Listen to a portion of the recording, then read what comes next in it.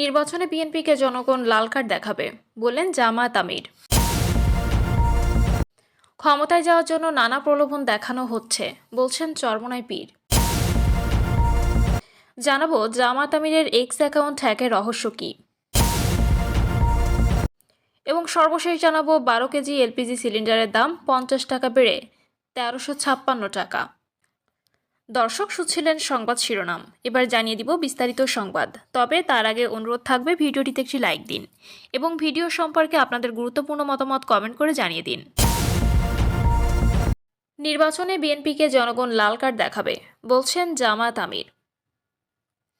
জামায়াত ইসলামের আমির ডক্টর শফিকুর রহমান বলেছেন, আসন্ন নির্বাচনে বিএনপিকে জনগণ লাল কার্ড দেখাবে। আগামী 13 ফেব্রুয়ারি থেকে দেশ একটি নতুন বাংলাদেশের পথে যাত্রা শুরু করবে, যেখানে থাকবে ন্যায়, ইনসাফ ও জবাবদিহি ভিত্তিক শাসন ব্যবস্থা। ডক্টর শফিকুর রহমান বলেন, রাজার ছেলে রাজা হবে, এই রাজনীতিতে আমরা বিশ্বাসী নই। এদেশে এমপি, মন্ত্রী কিংবা প্রধানমন্ত্রী যেই হোক না কেন, অপরাধ করলে তার বিচার নিশ্চিত করতে হবে। আইন সবার জন্য সমান, এই নীতিতে আমরা প্রতিষ্ঠা করতে চাই। তিনি বলেন, কক্সবাজার একটি সম্ভাবনাময় অঞ্চল। এখানকার প্রাকৃতিক সম্পদ, পর্যটন এবং অর্থনৈতিক সুযোগ সঠিকভাবে কাজে লাগানো গেলে এই জেলা দেশের অন্যতম উন্নয়ন কেন্দ্রে পরিণত হতে পারে। তবে তার জন্য প্রয়োজন সৎ, যোগ্য ও ন্যায়পরায়ণ নেতৃত্ব। নির্বাচন প্রসঙ্গে জামায়াত আমির বলেন, 12 ফেব্রুয়ারি আমরা নিজেরা হ্যাঁ ভোট দেব এবং দেশের জনগণকেও হ্যাঁ ভোট দিতে উদ্বুদ্ধ করব। দাঁড়িপাল্লায় ভোট দিলে কক্সবাজার আলোকিত হবে। তিনি দাবি করেন, এবারের নির্বাচন শুধু ক্ষমতার পরিবর্তন নয়, এটি জাতির দিক পরিবর্তনের নির্বাচন।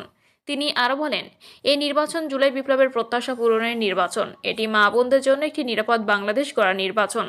আমরা এমন একটি বাংলাদেশ চাই যেখানে নারীরা নিরাপদ থাকবে, তরুণরা কর্মসংস্থানের সুযোগ পাবে এবং কেউ আইনের ঊর্ধ্বে থাকবে না।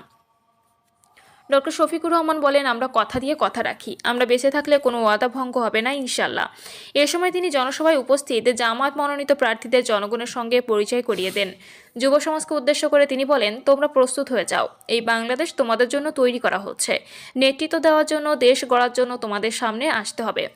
এর আগে মহেশখালী জনসভায় জামায়াত আমির বলেন, আমরা শুধু জামায়াত ইসলামের বিজয় চাই না, আমরা চাই এদেশের 18 কোটি মানুষের বিজয়। জনগণের বিজয় হলেই সেটাই হবে প্রকৃত বিজয়। আমিও সেই বিজয়ের একজন অংশীদার হতে চাই। ক্ষমতায় যাওয়ার জন্য নানা প্রলোভন দেখানো হচ্ছে, বলছেন চরমোনাই পীর। ইসলামী আন্দোলন বাংলাদেশের আমির মুফতি সৈয়দ মোহাম্মদ রেজাউল করিম বলেছেন, বিএনপি ও জামায়াত ইসলামের কাছ থেকে বাংলাদেশের মানুষের নতুন করে আর পাওয়ার মতো কিছু নেই। দেশের মানুষ তাদের দেখেছে, তারা ক্ষমতায় যাওয়ার জন্য নানা প্রলোভন দেখাচ্ছে। মুফতি সৈয়দ মোহাম্মদ রেজাউল করিম বলেন, বিএনপির শাসন আমরা বেশ কয়েকবার দেখেছি, যেই সময় তারা তামাম দুনিয়াতে দুর্নীতিতে চ্যাম্পিয়ন হয়েছিল। জামায়াতের নেতৃত্বে যে জোট হয়েছে তারাও বিএনপির সঙ্গে বহু বছর ক্ষমতায় ছিল। তারাও বলেছে শরিয়া ও অনুযায়ী নয়, প্রচলিত নিয়মেই নাকি দেশ পরিচালনা করবে, সুতরাং তাদের কাছ থেকে আর নতুন করে পাওয়ার কিছু নেই। তিনি বলেন, বাংলাদেশের রাজনৈতিক প্রেক্ষাপটে ক্ষমতার পরিবর্তনে এক দলকে দেশ ছেড়ে পালিয়ে যেতে হয়, সেই পালা বদলে আবার ফাঁসির আসামিও বেকসুর খালাস পেয়ে যায়। এসব কিছুর পরিবর্তনে আগামী জাতীয় সংসদ নির্বাচনে হাত পাকা প্রতীকে ভোট দিয়ে ইসলামী আন্দোলন বাংলাদেশের প্রার্থীদের বিজয়ী করার আহ্বান জানান তিনি। নির্বাচনী জনসভায় কুমিল্লা 9 আসনে ইসলামী আন্দোলন বাংলাদেশ মনোনীত প্রার্থী সেলিম মাহমুদ সহ দলের কেন্দ্রীয় ও স্থানীয় নেতারা বক্তব্য রাখেন। জামায়াত আমিরের এক্স অ্যাকাউন্ট হ্যাকের রহস্য কী? জামায়াত ইসলামের আমির ডক্টর শফিকুর রহমানই এক্স অ্যাকাউন্ট সাবেক টুইটার অ্যাকাউন্ট থেকে বিতর্কিত স্ট্যাটাস প্রকাশের পর রাজনৈতিক অঙ্গনে উত্তেজনা দেখা দিয়েছে। স্ট্যাটাসে নারীদের কর্মকাণ্ড এবং বিভিন্ন সামাজিক ও রাজনৈতিক বিষয় নিয়ে আপত্তিকর মন্তব্য প্রকাশিত হওয়ায় সমালোচনার ঝড় উঠেছে। এ বিষয়ে রাজনৈতিক বিশ্লেষক জাহিদুর রহমান বলেন, এটি আংশিকভাবে দলের পক্ষ থেকে ড্যামেজ কন্ট্রোলের প্রচেষ্টা। একাধিক অ্যাডমিন অ্যাকাউন্ট পরিচালনা করে, কেউ সম্ভবত ভুলে স্ট্যাটাসটি দিয়েছেন, পরে দ্রুত এটি রিমুভ করা হয়েছে, তবে যথাযথ ব্যাখ্যা পাওয়া যায়নি। তিনি উল্লেখ করেন, জামায়াতের আইটি টিম হ্যাকিং নিয়ে একটি প্রেজেন্টেশন দিয়েছে। প্রেজেন্টেশনে সাধারণ মানুষের জন্য বোঝা সহজ ছিল না, পর্যাপ্ত প্রমাণ দেখানো হয়নি। এমনকি জামায়াতপন্থী কয়েকজনও এটি নিয়ে সন্তুষ্ট ছিলেন না। দলীয় ব্যাখ্যা প্রায়শই অত্যন্ত অবাস্তব যুক্তি ব্যবহার করেছে এবং প্রমাণের অভাব রয়েছে।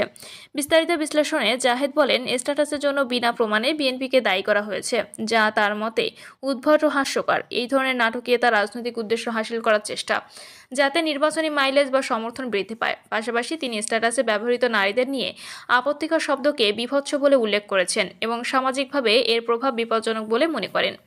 তিনি আরও বলেন, ঘটনার টেকনিক্যাল ও কমিউনিকেশন ব্যাখ্যা দুর্বল, প্রেজেন্টেশন বা দলীয় বক্তব্য সাধারণ মানুষের কাছে স্পষ্টভাবে পৌঁছায়নি। ঘটনাটি এখনও পুরোপুরি সমাধান হয়নি। অভিযোগের যথাযথ ব্যাখ্যা বা প্রমাণ দেওয়া হয়নি।